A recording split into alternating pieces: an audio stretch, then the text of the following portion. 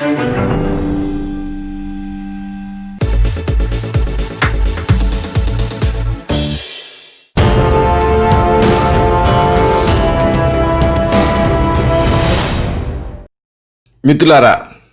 నమస్కారం.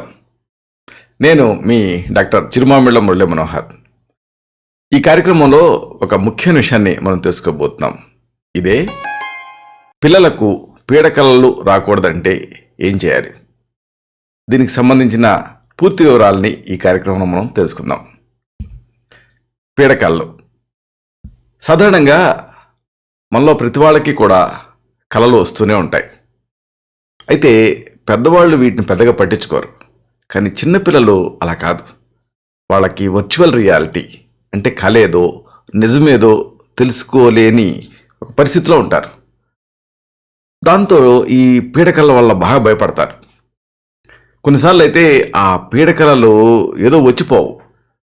దీంతో వాళ్ళ నిద్ర డిస్టర్బ్ అవుతుంది, దాంతో ఆరోగ్యం డిస్టర్బ్ అవుతుంది, మెయిన్గా జ్వరం వస్తుంది. అందుకే దడుపు జ్వరం అంటూ ఉంటారు చూసారా, అలా జ్వరం వచ్చి ఆ తర్వాత ఫిట్స్ వచ్చేటటువంటి రిస్క్ కూడా ఉంటుంది.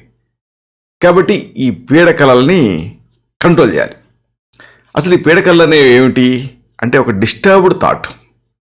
దాంతో అర్ధరాత్రి దాటిన తర్వాత వస్తూ ఉంటాయి. ఒకసారి కొన్ని ప్రతికూల భావాలు కూడా ఈ పీడకలకు కారణం అవుతాయి.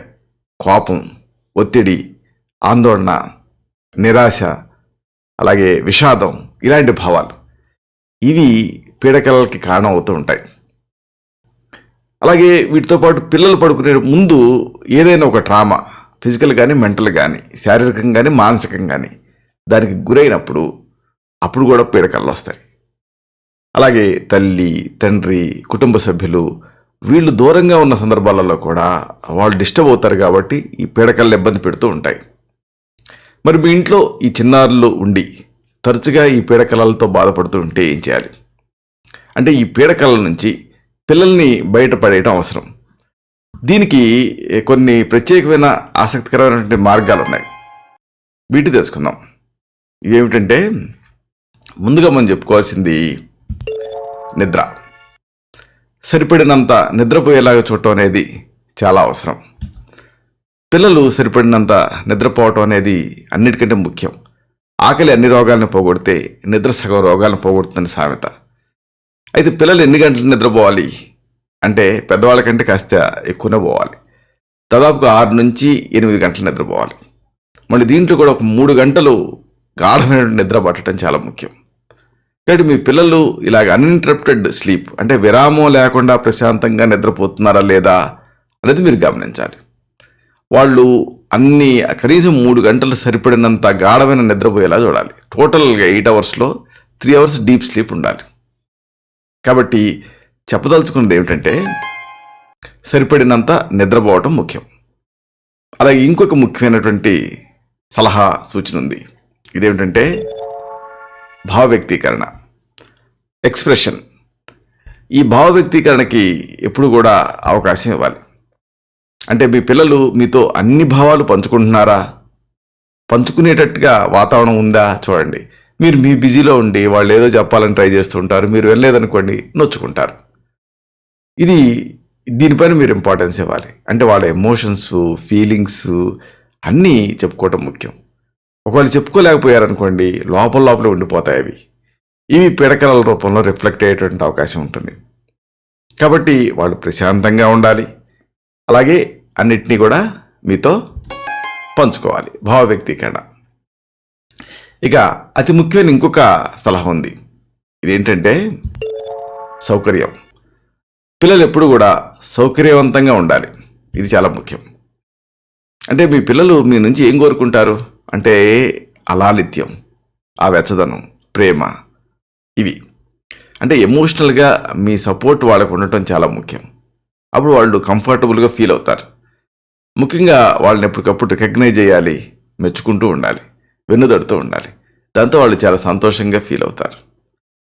కాబట్టి చెప్పదలుచుకుంది ఏంటంటే పిల్లలు సౌకర్యవంతంగా ఉండటం ముఖ్యం. అలాగే ఇంకొక విషయం ఇదేమిటంటే మొబైల్ ఫోన్ల నుంచి పిల్లల్ని ఎప్పుడు కూడా దూరంగా ఉంచండి. నిద్రపోయే ముందు మీ బిడ్డ ఇలాగ మొబైల్ ఫోన్లని చూస్తూ ఉన్నాడేమో గమనించండి. ఈ మధ్య తల్లిదండ్రులు చెప్పేది ఏంటంటే ఆన్లైన్ క్లాసులు వచ్చిన తర్వాత వాళ్ళకి ఇవ్వడం తప్పటం లేదని. కానీ ఆ ఆన్లైన్ క్లాస్ లాగా ఉండనివ్వండి. అంటే ఏ మధ్యాహ్నం పూటో, అంతేగాని నిద్రపోయేటప్పుడు కాదు.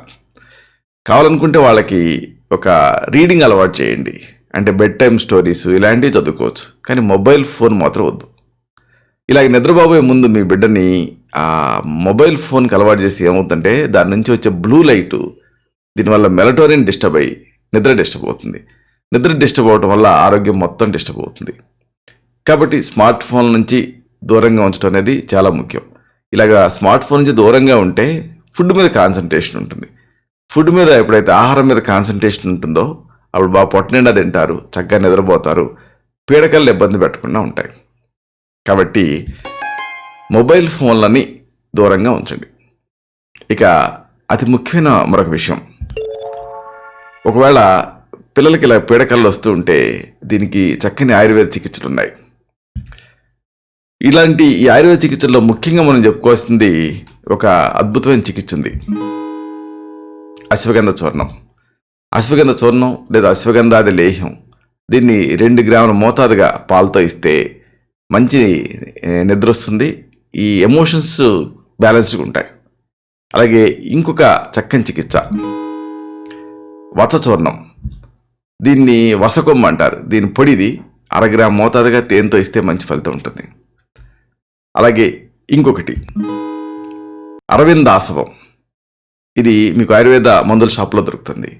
2 టీ స్పూన్లు సరిసమానంగా నీళ్లు కలిపి ఇస్తూ ఉంటే పిల్లలకి మంచి నిద్ర వస్తుంది, ఓవరాల్ డెవలప్మెంట్ బాగుంటుంది, పీడకలను ఇబ్బంది పెట్టకుండా ఉంటాయి.